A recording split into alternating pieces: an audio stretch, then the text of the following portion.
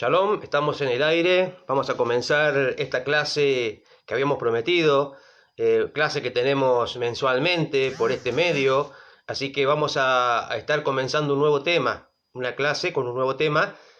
El tema de hoy es los 7 preceptos universales y los 7 principios de fe, la existencia del Creador.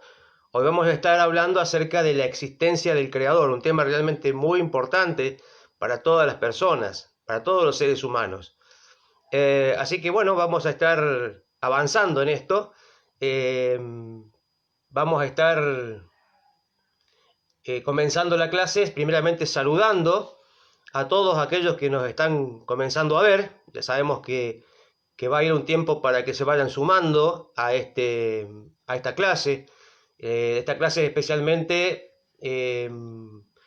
queremos dedicarla, ofrecerla, a la elevación del alma de Ricardo Álvarez, hijo de Enriqueta Berrum, y también para la bendición en el sustento de Juan Carlos Arcas. Queremos aprovechar también para agradecer especialmente a todos aquellos que están haciendo posible esta clase en vivo. Queremos agradecer a Néstor Ochoa, a Tupac Adamo, Francisco Álvarez y Juan Carlos Arcas, que también se han sumado a este proyecto, apoyar este proyecto para que sea posible una vez al mes.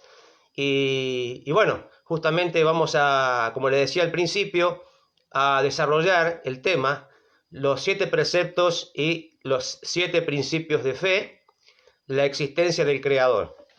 Primeramente vamos a introducirnos con respecto a los 13 principios del judaísmo. De ahí vienen justamente estos siete principios de fe o de emuná para todos los que no somos judíos, los noágidas. El rabí Moshe ben Maimón, conocido como Maimónides, un rabino de la Edad Media, también conocido como el Rambam, él compiló una lista de 13 principios de fe para el judaísmo. Sabemos que la obra monumental de este rabino tan conocido, reconocido, que es Maimónides, es realmente fundamental para todo el pueblo judío. Es reconocido y empleado, esta obra es tomada en cuenta por todo el pueblo judío. En su obra nos estamos refiriendo al Mishneh Torah, ¿no? Repetición de la Torah, en donde se compila toda la ley judía. Ahí en la ley judía también están las leyes que tienen que ver con los noágidas, que hemos estado hablando en otra oportunidad. Ahora vamos a hablar acerca de los principios del judaísmo, o principios, mejor dicho, del monoteísmo. Entonces, justamente, como decíamos, Maimónides compiló una lista de 13 principios de fe judía. Del siguiente modo, lo vamos a ir nombrando para aquellos que todavía no tienen conocimiento del tema, o para refrescarlo. Primeramente, Hashem es el creador y es responsable de todo lo que ocurre. Ese es el primer principio. El segundo principio, el creador es uno y es único. En tercer lugar, el creador no es corporal, no posee cuerpo, no posee forma. En cuarto lugar, el creador es atemporal. Él no está limitado por el tiempo, sino que justamente ha sido quien creó el tiempo. También, en quinto lugar, se debe adorar o servir solo al Eterno. En sexto lugar, la profecía es verdad. En séptimo lugar, la profecía de Moshe es fundamental y es verdadera. En octavo lugar, la Torá es eterna. No se cambia y dura para siempre. En octavo lugar, la Torá es completa. En noveno lugar, la Torá es eterna. Y en décimo lugar, no hay una providencia divina. Hay una providencia divina. Y en la parte 11 dice: Hashem da recompensa y castigo. El principio número 12, el Mashiach llegará. Y el principio número 13, Hashem resucitará a los difuntos, a los muertos. Bueno, estos principios del judaísmo son principios indiscutibles, no son negociables. Es la base de la doctrina, digamos, monoteísta. Entonces no podemos discutirlos. Son principios que justamente están demostrados. Lo podemos justamente estudiar y demostrar que son reales y son verdaderos. Entonces, estos principios indiscutibles del monoteísmo aplican tanto a judíos como a no judíos, a noágidas, que estamos también bajo un pacto, que es el pacto de las 7 leyes universales, el pacto del arco iris, el pacto universal, por medio de Noaj, en donde tenemos como base doctrinal estos principios del monoteísmo. Volviendo al rabino Ginzburg, que escribió el libro Kabbalah y Meditación para las Naciones del Mundo, que es muy recomendado para todos los noágidas, él reúne principios del judaísmo en 7. Los reúne en 7 principios y demostrando que hay una perfecta correspondencia con los 7 preceptos universales. Hay una perfecta correspondencia entre los principios del monoteísmo y los preceptos noágidas. Eso es muy interesante. Entonces justamente reúne estos 3 en 7. O sea que hay algún principio que va a incluir otros. Vamos a ir viéndolo una vez por clase, un precepto por clase. Hoy vamos a ver el primero. Vamos a ver cómo quedan estos 7 principios según el rabino Ginzburg, para que lo podamos compartir ya, para que sepamos a qué nos referimos. Entonces, estas 7 categorías más generales que justamente nos describe el rabino Ginzburg, incluye, primero, la fe en la existencia de Hashem el Creador. Ya vamos a explicar lo que significa fe para el monoteísmo, que es diferente al concepto de fe cristiana. La fe monoteísta tiene que ver con una convicción certera, con algo seguro, con algo comprobable, no con una creencia. Entonces la fe, la emuná, en la existencia de Hashem como el Creador. El segundo principio del monoteísmo es la fe o la emuná en la unicidad del Creador, que el Creador es uno y es único, no hay 2, ni 3, ni 5, ni 10, es uno solo. En tercer lugar, debemos adorar o debemos servir solo a Hashem, únicamente a Hashem, a nadie más. En cuarto lugar, la veracidad de la profecía.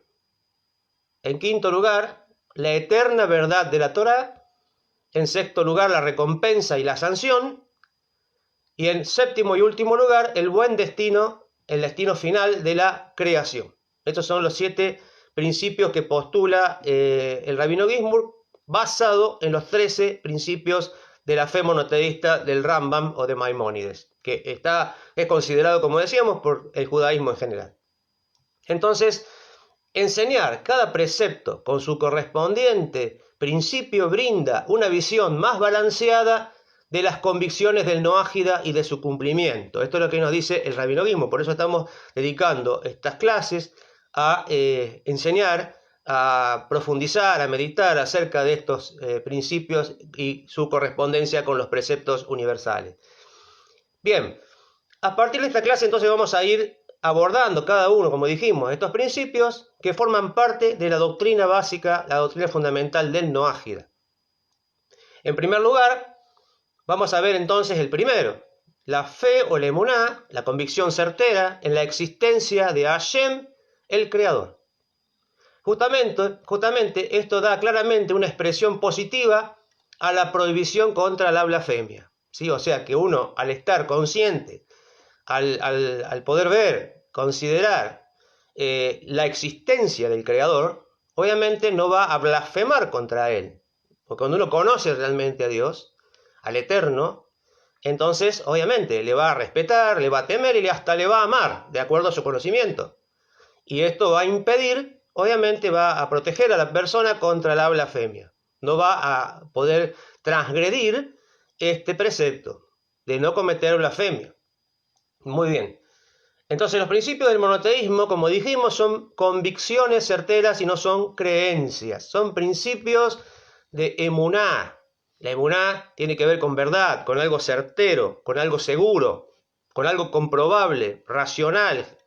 Generalmente sí, por ahí hay veces que obviamente supera la razón, pero siempre partimos desde la razón. Hay cuestiones que ya van más allá del ser humano, de la comprensión, pero en general siempre tenemos una base, partimos de una base racional, siempre.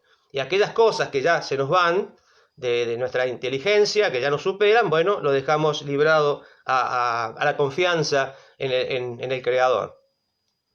La existencia del Creador, entonces, como tema fundamental de la clase de hoy, está justamente, digamos, el postulado de este primer principio que dice: yo tengo la convicción certera, o la emuná, que Hashem es el creador de todo el mundo y Él constantemente vela por nosotros. Un creador que existe y que no se desentendió ni se desentiende del mundo, sino que está supervisando, está guiando, está controlando cada cosa que ocurre. Es el gobernador, es el rey de reyes, es el rey del universo, el único rey, la máxima autoridad, el único poder. Vamos a ver, por ejemplo, que este principio nos dice que tenemos que saber, o sea, no creer, sino tenemos que saber, que considerar y llegar a comprender que existe el Creador. Es diferente a decir yo que tengo que creer y bueno, puedo creerme también el cuento de Pinocho. Pero creer no tiene nada que ver con Torah, tiene que ver con saber, comprobar. Comprobar por el conocimiento, por la razón, realmente que existe un Creador. Entonces, el principio en su máxima expresión es saber y no solo creer. Hay tres tipos de saber o de conocimiento. El primero es el saber por tradición o por testimonio. Yo sé algo porque me lo contaron, como por ejemplo las noticias. Uno recibe una noticia y decide creer o no creer. Sí, me cuentan esto, yo creo, si confío en la fuente, por ahí, porque otras veces me ha dicho cosas que he podido comprobar y es correcto, entonces sigo confiando en esa fuente noticiosa. Y digo, sí, puede ser, entonces pasó tal cosa y lo doy por hecho. Pasó tal cosa en Buenos Aires, pasó tal cosa en el resto del mundo, y lo tomo como verdad, pero es una cuestión de testimonio. O por tradición también. Me lo contaron mis padres y yo lo estoy creyendo. En segundo lugar, es el saber por medio de los sentidos. Lo que uno ve, lo que uno toca o lo que uno escucha. Todo lo que tiene que ver con los sentidos. Uno mismo lo está viendo. Y eso es una forma de conocimiento. Pero después hay un conocimiento superior a ese conocimiento.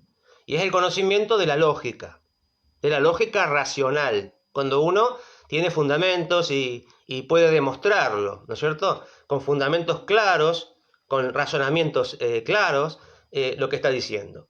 Y justamente eso tiene que ver con lo que vamos a tener más en cuenta. Esta última categoría del saber, que es la razón, el saber lógico, podríamos decir el fundamento científico también, es superior a las otras dos formas de saber, ¿sí?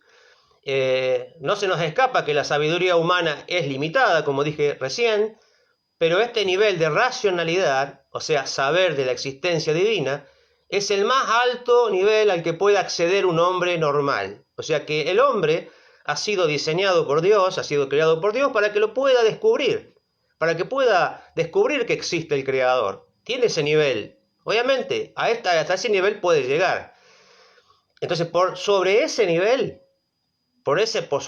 racional, se encuentra el de los profetas, que ya ellos obviamente traspasan el nivel de la razón, ya sea por inspiración divina o por profecía. Pero hubo muy pocas personas que tuvieron esta condición y no es para todo el mundo. Sabemos que hoy ya no está la profecía disponible.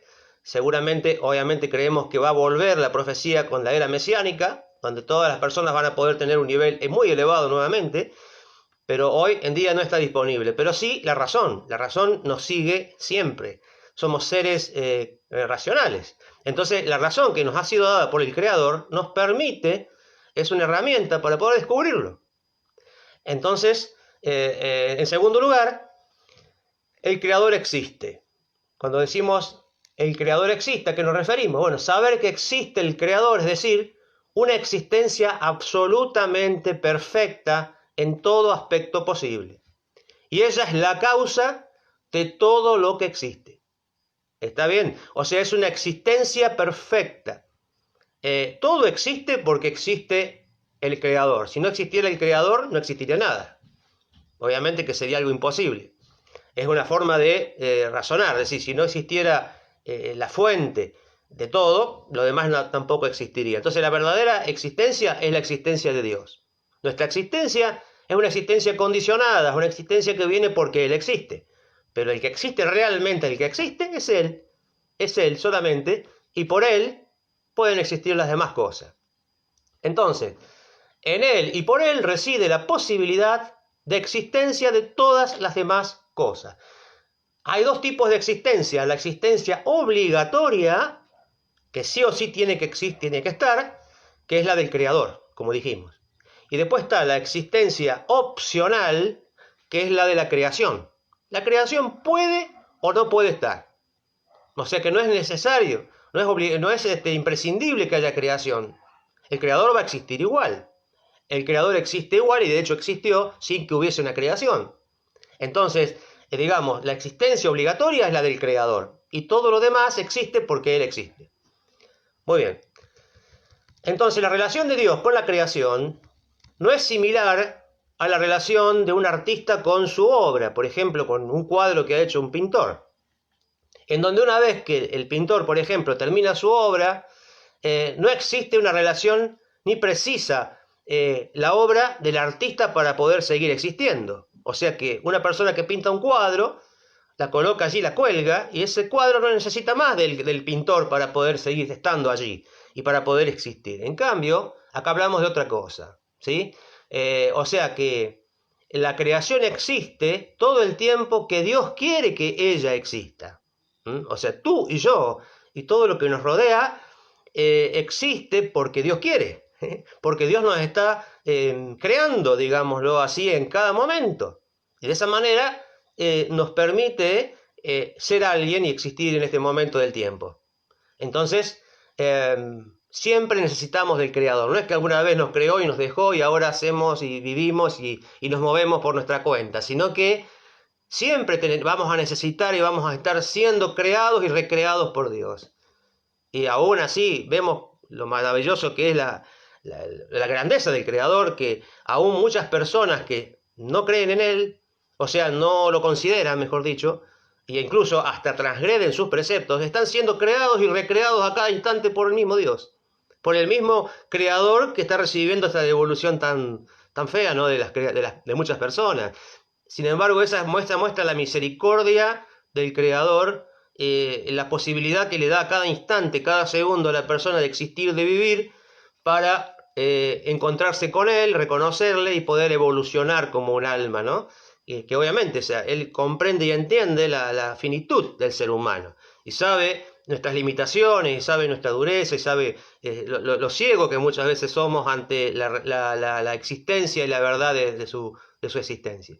Entonces, por lo tanto, nos da siempre oportunidades nuevas para que podamos evolucionar, para que algún día podamos despertar, que se nos haga clic y que podamos reconocer al Creador en todas las cosas, en nuestra vida especialmente, y así agradecerle y considerarle de ahí en adelante. Entonces, ¿quién es Dios? Es la pregunta, ¿sí?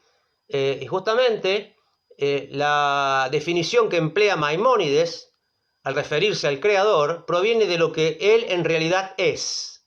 Es decir, lo poco que nuestra mente finita puede comprender de Dios. Entonces, ¿qué es lo que dice Maimónides? Que Él es la única existencia verdadera, el que existe siempre, permanentemente. Esa es la definición. ¿Quién es Dios? El que existe por sí solo, siempre, y no hay interrupción para esto. Y Él no necesita de nadie, simplemente existe por Él, y lo demás existe porque Él existe. Esa es la definición que usa Maimónides, y no se limita a definir a Dios como muchas fuentes, quizás, que no están mal, pero no es muy, digamos así, una definición muy elevada, la que dan muchos con relación a las personas. Por ejemplo, Él es misericordioso porque tiene misericordia de las personas, de los animales, pero ahí hay una vinculación, un vínculo entre Dios y la creación. Pero como para poder definir a Dios de por sí solo, sin necesidad de nombrar otra cosa, justamente Maimónides habla directamente de Dios en sí, y Él es el único que existe por sí solo, la única existencia verdadera que existe incluso siempre, permanentemente y no tiene fin. Entonces nosotros generalmente nos referimos a Dios como el eterno, porque el único eterno es Él. Eterno significa que no tiene principio ni tendrá fin. Y el único que no tuvo principio es el eterno, es el creador. Y el que no tendrá fin jamás. Entonces esa calificación, digamos, ese calificativo solamente aplica a Él, porque Él es el único eterno. Tampoco el universo es eterno. En algún momento determinado, en Grecia se postuló que el universo era eterno, que había una materia eterna, que siempre existió, y esto no es así, sino que hay un creador que que creó lo demás. Pero no, el único eterno es el creador. Entonces, ¿cuál es su peculiaridad? Que existe y en eso se diferencia de todo lo demás, ya que su existencia no es como la de las demás cosas. Es una existencia que difiere, que es diferente de cualquier otra, no en cantidad, sino en calidad. En esencia es diferente esta existencia de otras cosas para poder existir. Nosotros necesitamos de muchas cosas para poder vivir, del eterno fundamentalmente, pero si no respiramos, no tenemos aire, no vivimos. Si no tenemos para comer tampoco, y todo eso obviamente viene también del Creador. Estamos muy limitados y necesitamos muchas cosas para poder existir. En cambio el eterno no necesita de nada. Él es la existencia misma. Entonces justamente Él no precisa de nada. Nosotros necesitamos de un montón de cosas para poder vivir y existir. Principalmente y siempre del Creador. Y de todos los recursos que Él nos provee todos los días para poder estar despiertos, para poder andar, para poder tener salud, para poder seguir viviendo. Entonces solo Él es el eterno, no tiene principio, no tendrá fin, y esta es una cualidad, como dijimos, exclusiva suya. Ahora surge una pregunta muy interesante. ¿Cómo comprobar la existencia de Dios? ¿O cómo comprobar la existencia del Creador? Lo que se nos dice es que es a través de la observación de la naturaleza y de las preguntas, como lo hizo Abraham.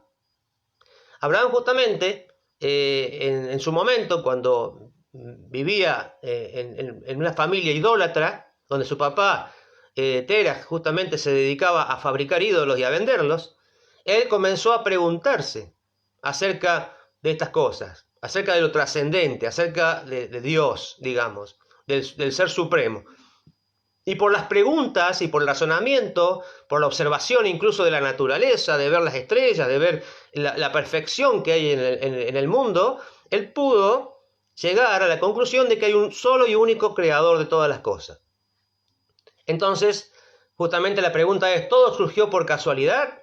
¿O hay una primera causa que organizó todo lo que está a nuestra vista? Esa es la pregunta que seguramente se habrá hecho de otra forma Abraham. El orden meticuloso que existe en el universo habla de alguien obviamente que lo realizó. En la naturaleza se puede observar también un orden y una planificación sorprendente. Todas las leyes de la naturaleza, las leyes de la física, y al observar el universo, la naturaleza en toda su extensión, incluso el mismo cuerpo humano, que hoy justamente, cuanto más ciencia hay, no es que estamos más lejos de Dios, porque muchos tienen miedo, decir, ay, que más ciencia haya, si la ciencia avanza, es como que se va alejando más de Dios. No tiene por qué, tiene que ser totalmente lo contrario, porque justamente a través de la ciencia podemos observar, podemos comprobar la perfección que hay. Y esa perfección y esa planificación nos está hablando del Creador. Entonces el avance de la ciencia va aparejado justamente al descubrimiento de la existencia del Creador y de que hay una ley y que hay una perfección que no pudo venir por sí sola. Entonces justamente el libro de Job, o el libro de Job, en el capítulo 19, versículo 26, nos dice, a través de mi cuerpo veré a Dios. Esa es la traducción correcta. A través de mi cuerpo veré a Dios. ¿Y cómo yo puedo ver a través de mi cuerpo a Dios? Al observar la perfección del cuerpo humano, se puede llegar a ver que hay un diseñador, hay un creador.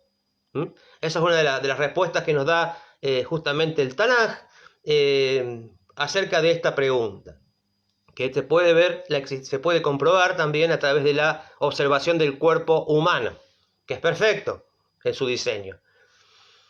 Es absurdo suponer que no exista un creador, porque al no existir todo lo demás se anularía y no quedaría nada que pudiera subsistir por sí solo.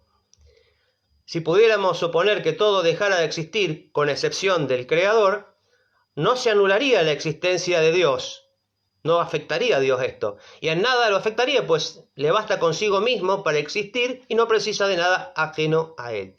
Todo lo demás, desde lo celestial, lo terrenal y lo que hay entre ellos, todo precisa del creador para poder existir. Todo lo que existe proviene del creador y conductor del mundo. Como dijimos, no solamente creador, porque muchas veces hay gente que dice que hubo un creador, pero incluso los filósofos lo han planteado, de que hay un creador, pero que él luego se desentendió de la creación y dejó que todo funcionara solo. Sin embargo, acá hablamos de un creador y de un conductor del mundo, de un creador y de un conductor del universo, que todo funciona porque él lo hace funcionar. Entonces viene justamente también la idea de lo que es un milagro. Un milagro se plantea como una cuestión que rompe las leyes de la naturaleza, de lo natural, de lo normal. Pero en realidad cuando nos ponemos a observar y en profundidad, todo es un milagro. Porque el hecho de que todo exista y esté funcionando correctamente en el universo y en nuestras propias vidas, en nuestros cuerpos y demás, habla de que hay una intervención divina. Lo que pasa es que justamente en la creación está oculta la divinidad, está oculta y cuesta poderla ver. Entonces, por lo tanto, necesitamos usar la razón, la observación, la investigación para poder llegar a la conclusión racional de que existe el creador. Él es quien crea y quien recrea todo constantemente. Entonces, cuando se habla de que él crea, de que él creó, no es creó, sino crea. Dios crea el cielo y la tierra. Dios crea, o sea, continuamente, en presente. O sea, en cada instante está sosteniendo, creando y recreando la creación. Si Él no quisiera que algo siguiera existiendo, dejaría de existir automáticamente. Entonces Él pone límite y maneja cada detalle de todo lo que ocurre en el universo. Entonces, bueno, la relación con el precepto, ¿cómo viene la relación entonces con el precepto de no blasfemar? Sabemos que uno de los preceptos universales, el segundo precepto universal es no cometer blasfemia contra el Creador, no blasfemar contra el Creador. Entonces, ¿qué relación tiene, como lo dijimos al principio, justamente al conocer y hacernos conscientes de la existencia del Creador, tendremos temor reverenciar y llegaremos inclusive a amarlo a Dios, por esa observación, por esa consideración de lo que está a nuestro alrededor, y en lugar de blasfemar, comenzaremos a bendecir, a alabar, a bendecir a Dios, a agradecerle por todo, porque hasta por el aire que respiramos, por el alimento que tenemos cada día, obviamente que es lógico. Y justamente, cuando vamos un poquito hilando fino, llegamos a que la queja que es tan común generalmente en la sociedad, y muchas veces Dios libre a nosotros, es la manera más sutil de la blasfemia. Es una manera muy sutil de blasfemia. ¿Por qué? Porque justamente si todo lo maneja Dios, y si todo lo manda Dios, y si todo lo produce Él en nosotros, justamente cuando nos quejamos de lo que nos pasa o de lo que nos está llegando en nuestra vida, estamos quejándonos de Dios, del manejo que Dios está haciendo de las cosas, de su gobierno, de su manejo, digamos, de cómo Él se está manejando con nosotros. Entonces, por eso mismo, pues cuesta mucho a veces ser consciente de que hasta qué punto uno a veces cuando se está quejando está blasfemando, aunque obviamente en un nivel inferior a lo que se refiere el precepto, porque el precepto de no blasfemar al Creador significa el que incluso amerita la pena capital, que significa la pena máxima, la máxima gravedad de la falta, justamente significa blasfemar, insultar el nombre sagrado, que hoy en día ya no tenemos más ese significado, digamos, o cómo se pronuncia ese nombre verdadero, que es el que nosotros decimos Hashem, refiriéndonos a el nombre, significa el nombre, nos referimos a ese nombre sagrado de 4 letras hebreas, ¿no es cierto?, que no tiene pronunciación, que el mismo pueblo judío ya no recordado, no recuerda su pronunciación y que justamente no debe ser nuestro máximo interés. Sí tenemos que saber que hay un creador y el uno y único y que tiene un nombre sagrado y a él nos referimos y se escribe con 4 letras hebreas. Y justamente el que conocía en esa época el nombre sagrado y insultaba ese nombre como así se pronunciaba, esa era la blasfemia, digamos, la expresión más terrible, la expresión más grave de blasfemia era esa. Y que ameritaba inclusive, si alguien lo escuchaba, había testigos, ameritaba la pena capital. Que bueno, es un tema que da para largo, este tema de la pena, porque justamente lo que quiere significar con pena capital significa la máxima ofensa, lo más grave, digamos. Que si bien en un tribunal puede ser pena capital, puede ser también, también cadena perpetua, entonces se puede llevar a expresar esa máxima gravedad en diferentes maneras. Inclusive en aquella época no estaban matando gente a cada rato porque transgredía, sino que iban a un proceso judicial y ahí obviamente se buscaban todas las alternativas y las maneras para que la persona no recibiera justamente esa pena. Eran muy pocas las personas que morían con pena capital en aquellas épocas, ¿sí? Muy pocas personas, muy pocos casos y muy de vez en cuando, pero no era común. Entonces por ahí a veces se desvirtúa cuando hablamos de pena capital y de la ley. Entonces, pena capital significa, expresa la máxima gravedad de la pena. Además que se aplique o no se aplique, o se aplique de otra forma, es otra cosa. Pero lo que queremos decir con esto es que justamente la blasfemia es una transgresión, es grave, y si bien hay diferentes niveles de transgresión en cuanto a la blasfemia, obviamente es negativa siempre, siempre es transgresión, siempre está mal y tenemos que evitar. Entonces, ¿cómo se puede evitar justamente caer en la blasfemia? Al ser conscientes de que hay un creador y que éste maneja todas las cosas. Entonces, cuando somos conscientes de que Él está, de que está presente en todo momento y que yo estoy siendo creado y recreado por Él a cada instante y que todas las cosas que me ocurren son manejadas por Él, son supervisadas por Él minuciosamente, entonces no tiene lugar, no voy a poder llegar de ninguna manera a quejarme o menos aún a blasfemar directamente, a insultar, porque obviamente esa conciencia ya asumida por justamente reconocer la existencia y el gobierno de Dios en nuestra vida, me librará, me guardará de caer en esta transgresión. Entonces, ¿qué relación hay? Esa es la relación que existe. Entonces vamos a ver que cada principio se corresponde con un precepto. Estos 7 principios que reúne el Rabino Ginzburg justamente se corresponde con los 7 preceptos universales, que vamos a ir estudiando ya empezando desde esta clase. Hoy hemos estudiado la primera y vamos a seguir estudiando las siguientes, en las siguientes clases. Así que bueno, vamos a ver aquellos, bueno, a saludar a aquellos que nos están viendo. Así que Hernán Barrios, también John Almada, Wilber también nos está viendo, veo que hay muchos conectados, ¿sí? Y la verdad, y les saludo realmente a todos los que nos están viendo.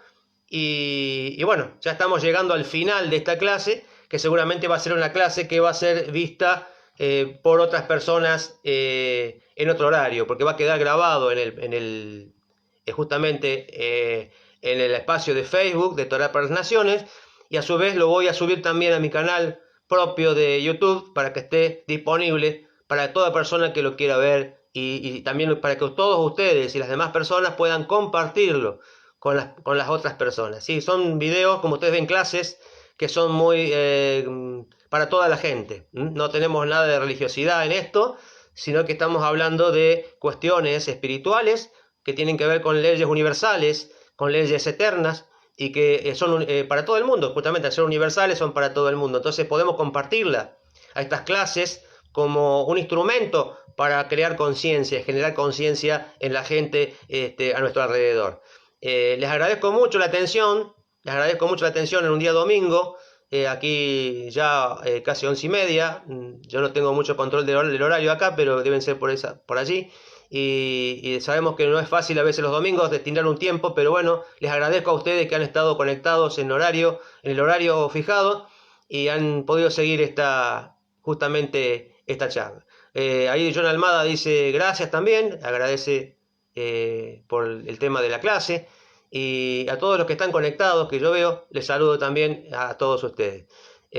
Bueno, shalom, shalom, nos estaríamos viendo dentro de un mes aproximadamente para continuar con nuestra segunda clase con respecto a este tema, de los 7 preceptos y los 7 principios de fe. Shalom, shalom.